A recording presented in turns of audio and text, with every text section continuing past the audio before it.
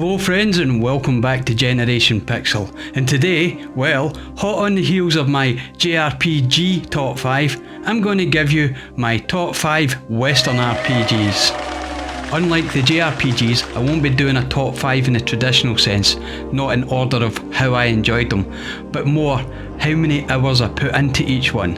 And to start the list, at number 5, I give you Dragon Age Origins. Now, like many other Western RPGs, Dragon Age Origins takes place in the Middle Ages or Dark Ages, and it sees you take on the role of the newest Grey Warden, an elite and secretive band of warriors who are tasked with taking on the Blight, which is a reoccurring battle that every generation needs to take on. It has the common trait of many other Western RPGs where you get the choice of not just one character build but several, choosing from different classes of human, elf and dwarf. And it plonks you into an almost open world map where you get to decide which tasks you take on first, which alliances you try to build first. And with you, of course, you have a band of allies that you pick up along the way, but more importantly, allies that you get to build relationships with, and to a level that I'd never really seen before in any RPG. But the real meat of Dragon Age Origins is to take on the Blight, or more specifically, to find and defeat the Archdemon. And to do this, you will need allies, you will need to form packs, and like with every other RPG, you will need to grind to get to the level required. And why did I play this one so much? Well, it was the first action RPG game to catch my attention in a very long time.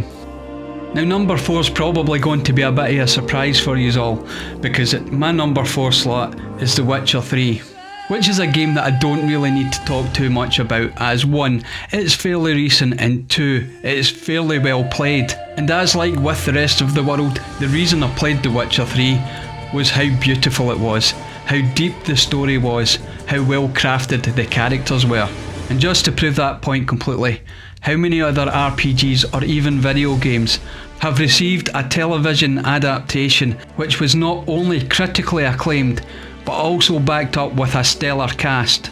It was most definitely a game that had more story than it could possibly try and contain for itself. Game number 3 for me is a much shorter game than the other 2 that I've just mentioned, but it's one that I've put many hours into merely because of replay, and that game is Lord of the Rings: The Third Age. Now, what was really special about The Third Age for me was 1, it was a turn-based RPG. And coming from a background of loving JRPGs, this is something that I always crave. And secondly, well, it's Lord of the Rings. Any more proof required? There's the White Tree of Gondor. But moving on to the game itself, it's set within the universe of the motion pictures, where your main protagonist, Berethor, is a Gondorian warrior tasked with following behind the original Fellowship, just in case they fail in their quest. So the game takes you to all the major locations that you see in the movies, and eventually you will cross paths with the characters from that movie. And for a Lord of the Rings fanboy like myself, I couldn't have thought or have conceived of a better game, and despite its age, I still play it even until today. Number 2 on my list caught me totally by surprise, and that game is a first person if you choose to be RPG, and that's Fallout 3.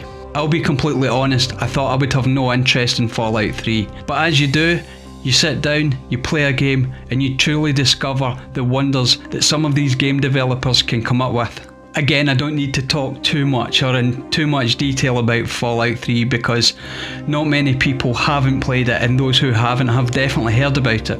But what I especially loved about it was the open world nature of the game. Now yes, it's a PlayStation 3 game, so the openness of the world isn't quite as dramatic and huge as we see these days, but clever use of zones that were shut off but you could access through subway lines and sewers and the like was a stroke of genius on behalf of the developers without a doubt. And then of course the world setting itself. Post-apocalyptic Washington DC. Now I've never been to DC myself, but I do imagine that the developers achieved something quite special with the layout of DC. And it certainly was interesting to visit all the monuments and see all the landmarks that you see on TV, but to actually play in a post-apocalyptic version of them. And again, it isn't the longest of games from start to finish if you follow the main storyline. But there's so many side quests and so many DLCs, and it's just so replayable that it was easy for me to stack up the hours, making it quite firmly into the place of number 2 in my most played Western RPGs. Now folks, I'm going to give you my number 1. Now I would imagine many people watching this video have already guessed what it's going to be, because it's probably the biggest RPG that hasn't been mentioned on this list so far, and that of course is The Elder Scrolls V Skyrim. Now there's no reason for me to go into depth in this game, because let's face it, it'd be pretty redundant talking to you guys watching this video about Skyrim. So what I'll tell you about is what hooked me. Now I will announce one shocking revelation just now, and that is I have never completed the main story quest of Skyrim.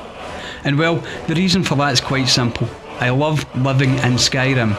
Now it might not be as beautiful as some of the games that we have these days, such as Red Dead Redemption and the like, but my goodness, the amount of work that the developers must have put into that game back in the day is just breathtaking. Everything from your interaction with the environment to the characters. I have never played a game that has drawn me in quite so much where I've wanted to live in the world rather than just play the game. So yes, I've spent hundreds of hours just building houses and collecting resources to decorate those houses, or just wandering about looking for the odd cave or two to delve into and see what I can pick up and loot.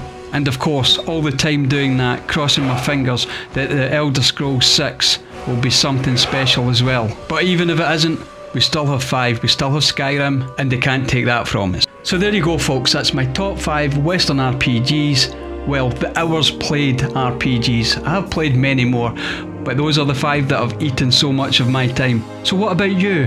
Are you a fan of Western RPGs? If so, drop down in the comments. Maybe even make a video of your own listing your top 5 Western RPGs. And of course, if you've liked this video, hit the like button, and if you want to see more, hit the subscribe button, it's always there for you. But more importantly, comments. Comments, comments, comments. Without comments, YouTube would be a cold and lonely place, so please feel free. And just on a final note, I've had quite a response to my Q&A video that's due to come out soon. But there is still time if you're looking to send me a question, so drop that again in the comments or contact me on Facebook or Twitter. Your shout. But anyway, thanks for watching again, and until next time, bye!